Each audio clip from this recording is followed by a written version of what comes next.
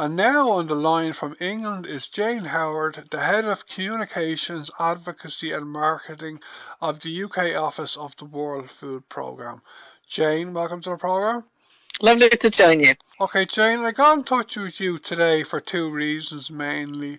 To talk about the good news for you in the World Food Programme this year, and also about a big appeal you have to try to avert a number of potential famines around the world next year if the necessary funding is not raised. To start off, seeing as this is my first interview with you and your organisation, could you tell me a bit about the history and evolution of the World Food Programme since you were founded, please?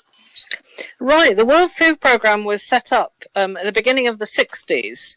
Actually, they just ran it as an experiment. They thought they'd try it out for a few months because it was a time when there were some countries that were really suffering and didn't have enough food after the Second World War, and others that were producing a surplus of grain and food commodities.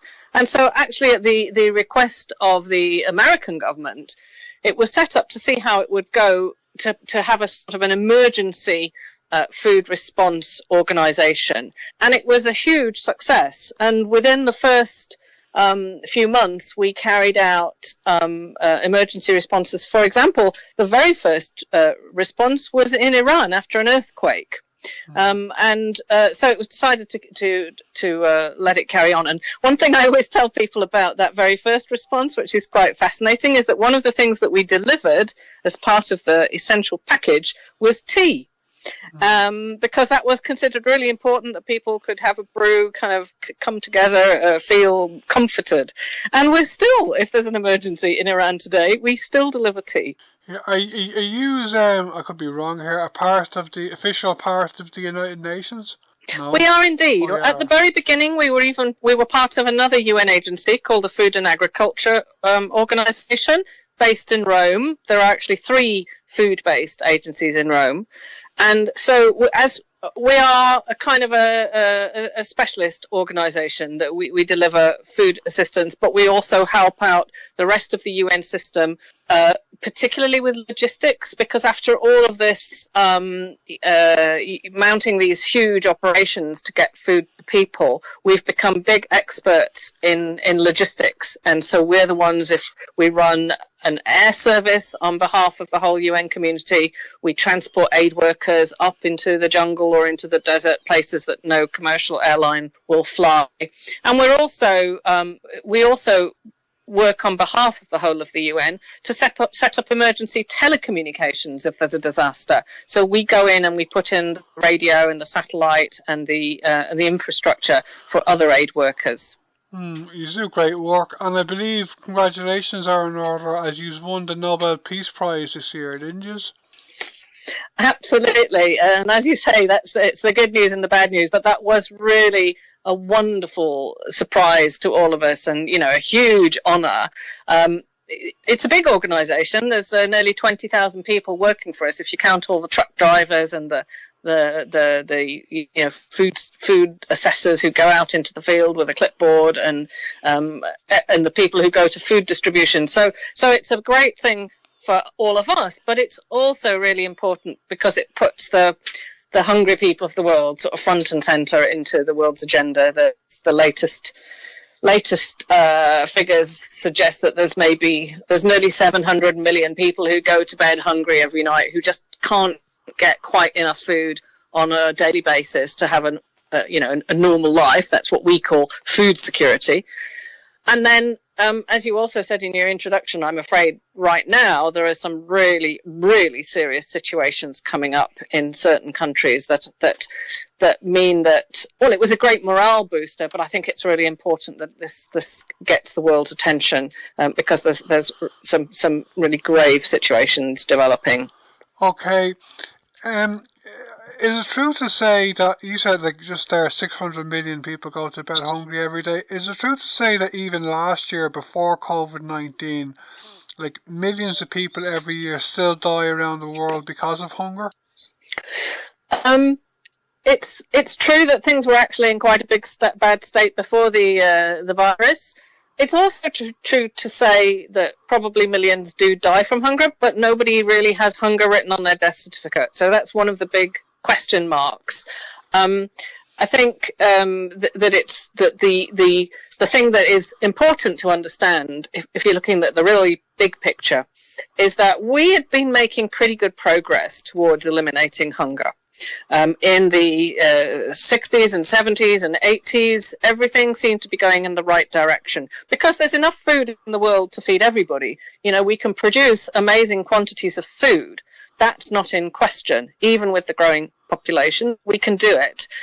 What we've seen, though, and this is quite recent, I mean, so the goal for everybody in the UN system is to eliminate hunger by 2030. That's, you know, what they call a Sustainable Development Goal, number 2, SDG 2. And that seemed to be a reasonable possibility. But just about in the last 5 years, the trend has gone into reverse.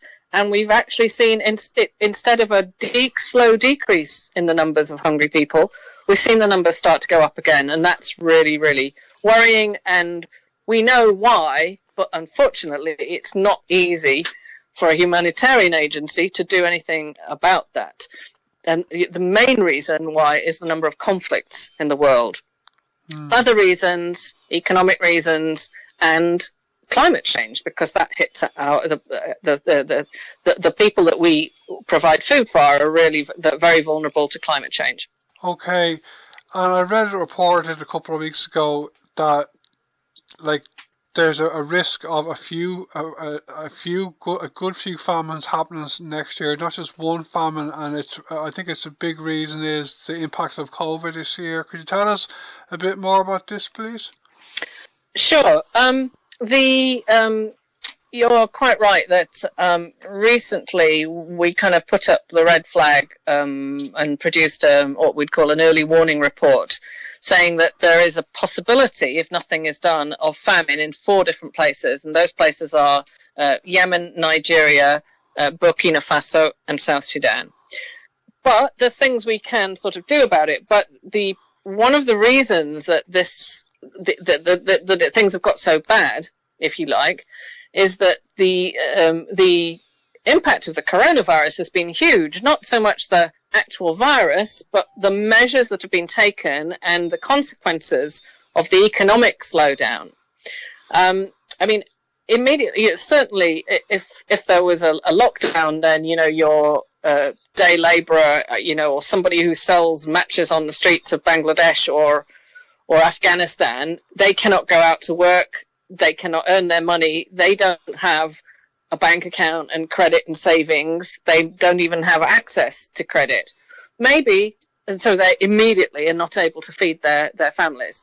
Maybe they were getting money from their uncle in, you know, Ireland or Germany, and that money slows down the remittances that foreign workers send because of the global recession. You know, if the overall economy of the world gets out of kilter, and so that it has, though, definitely had a very big impact. I mean, when we actually came up with a figure so we were already expecting it to be for us to be feeding a record number of people, 138 million of people. But we reckon that with the impact of the economic consequences of COVID, that as many as 270 million people would be acutely hungry. So almost like an 80% rise in the people who are really, really struggling. I'm not talking like just going to bed hungry. I'm talking about questions of survival and not starving. So yes, it's just added another layer, and I mean it's been a really, really difficult year. Difficult also for the people who fund our work, because they feel that, you know, that they may feel that they can't give as much money, even though the needs have gone up. Okay, and how much money, Jane, is needed to avert the famines next year? Well, it's a big organisation, and these are big numbers. But to give you an idea, we reckon that we need $15 billion in 2021 to actually cover all of our work and all the needs. And out of that, 5 billion would be required just to avert famine in those countries I was talking about. And because, when things if you talk about a country like South Sudan that has just been on the brink of famine in recent years, you've had pockets of little pockets of places which are very difficult to get to.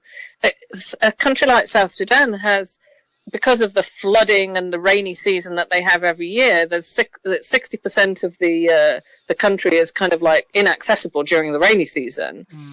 And that means you then have to do something we're very good at. You have to organize airdrops, incredibly expensive. So when you get to the message is that by the time you're nearly at famine and having to reach really, really inaccessible places, and the economy is really broken down, and the governments, local governments are floundering, then it's too late, and it's much more expensive than if you'd managed to kind of intervene earlier. Okay, the people that die, say you're saying there for the last 5 years things have got worse. The people generally who die of hunger, stroke, malnutrition, or lack of clean water every year, are they generally in the crisis countries, like that are in conflict, or can they be in a range of countries, like? That's a really good question. And I think that if we're talking the big numbers, indeed are in the really, really difficult areas, like in the past, say Somalia or Ethiopia, or now South Sudan or Yemen. But I'm always amazed when we look at those numbers. I was talking about the 700 million.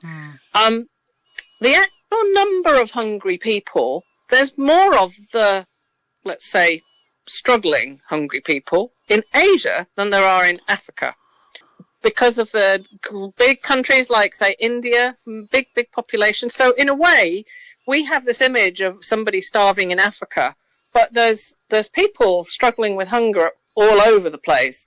And as our diet changes and economies change, when the COVID came along, we were all very surprised to discover, when we looked at who would be worst affected, that actually in Latin America there would be a huge increase in food insecurity. And that's, it's complicated. It's to do with the fact that they're just working in sort of informal sector, very much hand to mouth. So very, of course, being next to the United States, very, very dependent on remittances and being able to come and go and work in the US. And then, but you can also have, we're learning more and more that you can have malnourishment problems of the other kind, of, obesity, and what they call the double burden, where you have some people in a country who don't have enough food, and some people in the same country who've got enough, but perhaps too much of the wrong kinds of food. And that's a very interesting area of study, because it's not just like, the importance of nutrition for a child under the age of 2. When the mum is pregnant, they call it the first 1,000 days. What they're understanding now is that has an impact on you and your health as an adult, and that if you are malnourished, unbelievably, you are more likely to get diabetes, or actually more likely to become obese when you are in adulthood, if you're in one of those countries like Latin America, where they have this sort of problem. And so actually, you could be dying at both sides. So we can't just... the urgency and the emergencies may be happening, yes, in sub-Saharan Africa or a country that's in a conflict like Yemen, but actually there's all sorts of other issues which are equally serious, I would say. Yeah, I know you're saying, like, over the last few decades there has been great progress in food and clean water and other fronts as well as regards development and humanitarian assistance. It just personally strikes me as remarkable that there are so many people not just in crisis countries, but 600 million people. It's just a massive figure to me, you know. I just find it remarkable that we still have a long way to go, you know.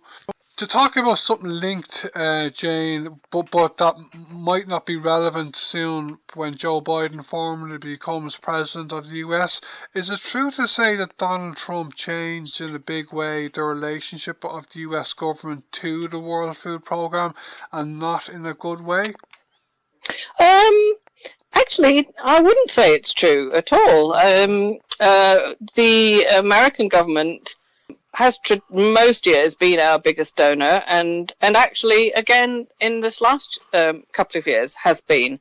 So I think that's because in a way, you know, I'm not saying we're above politics, but we're a humanitarian agency, so the humanitarian principles, you know, are about impartiality and neutrality and not getting sucked into the politics. And we're in a sense fortunate in that nobody is going to deny food to a hungry child. You know, it's actually something that all people can agree on. It's above politics, I hope, and that's actually been borne out by the amount of money that the American government has given.